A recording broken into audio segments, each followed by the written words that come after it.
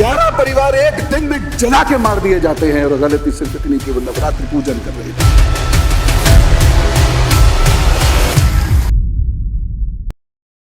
यह विचित्र संस्कृति है जो फिल्मों में दिखाई जाती है। और अद्भुत बात यह है कि यहां पर हमेशा आचार्य की धोती खुलती है लेकिन लुंगी किसी की नहीं खुलती।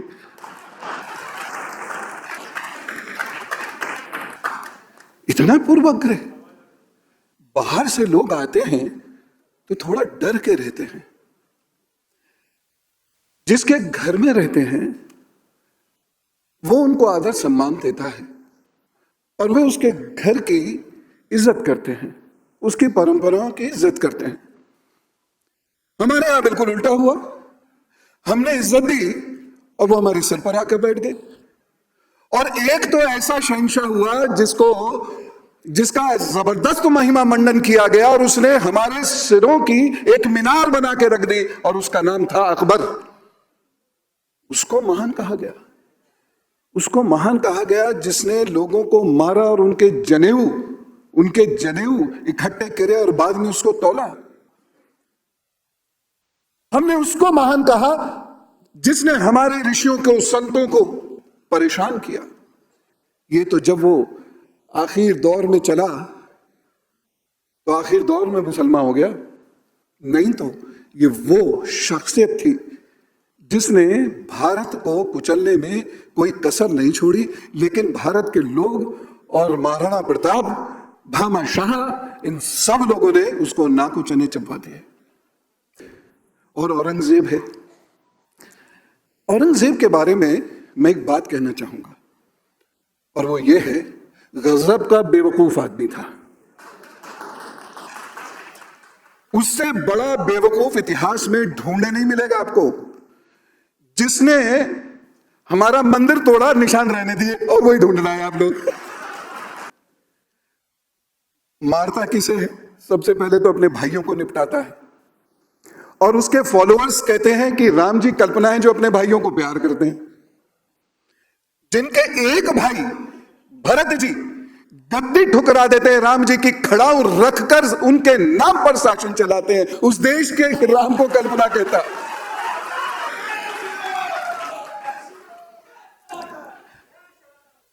जय सनातन। ये भारत है।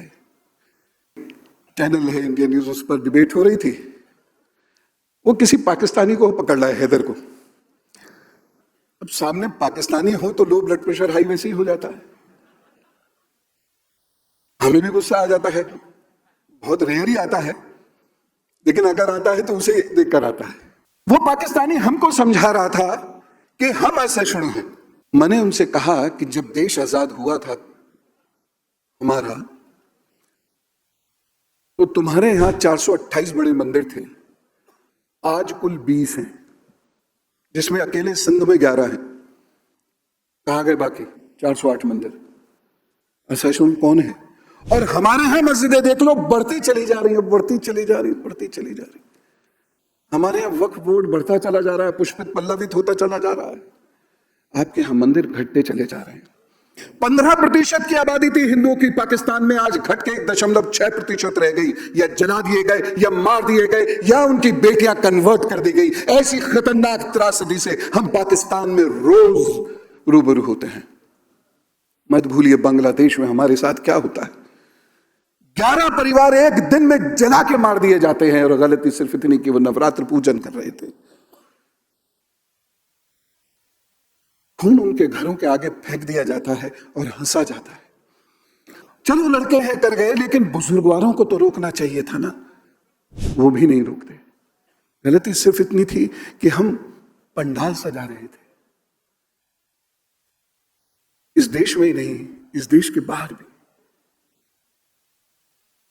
तो ये जो आंतरिक सुरक्षा को खतरे हैं, ये लोग जो स्लीपर सेल का काम करते हैं, इन्हें समझने की जरूरत है। रेलवे स्टेशन और फौज के मूवमेंट की जो मेजर रोड्स हैं, वहां पर मजार का क्या मतलब है? आप इस सदन से आवाज दीजिए, इस सदन से बताइए, क्या इन मजारों की इंक्वायरी होनी चाहिए कि नहीं होनी चाहिए? बुलडोजर चलना चाहिए। पता ही नहीं नीचे कौन आके लेट गया। अच्छा, मजे की बात यह है कि जिस इस्लाम के लिए वो लड़ते हैं वही इस्लाम इसको शर्क बोलता है। वहां मजारों की पूजा नहीं हो सकती, लेकिन उसके नीचे कोई साहबा लेटे हुए हैं और बाकी ऊपर से उनको चद्दर कंबल चढ़ा रहे हैं। इस्लाम के भी नहीं हुए भाई, ये अजीब सी बात है। और ये जो मज़ारे हैं ये आपको ज्यादातर कुछ स्ट्रेटेजिक लोकेशंस पर मिलेंगे। प्रोफेसर सविता पांडे जी की एक रिसर्च है, अब तो वह नहीं इस दुनिया में, जेएनयू में उन्होंने रिसर्च की थी राजस्थान के मज़ारों पर। काश कि आप उस रिसर्च को पढ़ें, समझ में आएगा कि किस तरीके से जो हमारे मेन पॉइंट्स हैं जहां से हमारी फौजें किसी अटैक को डिफाई करने के लिए जाएंगी, वहां सब जगह ये चीजें मौजूद हैं, ऐसा उनकी रिसर्च ने कहा। चलते चलते मैं 4 लाइनें आपके सामने रखना चाहता हूं और हृदय से लिखी है। हृदय की आवाज हृदय तक पहुंच रही है। अपना इतिहास, थोड़ा ध्यान से सुनिएगा, अपना इतिहास पन्नों में छिपने ना दो। अपना इतिहास पन्नों में छिपने ना दो, अपनी दास्तानें धूल में मिलने ना दो। अपना इतिहास पन्नों में छिपने ना दो, अपनी दास्तानें धूल में मिलने ना दो। तुम महाकाल की संतानें हो, काल के कपाल पर अपना नाम मिटने ना दो।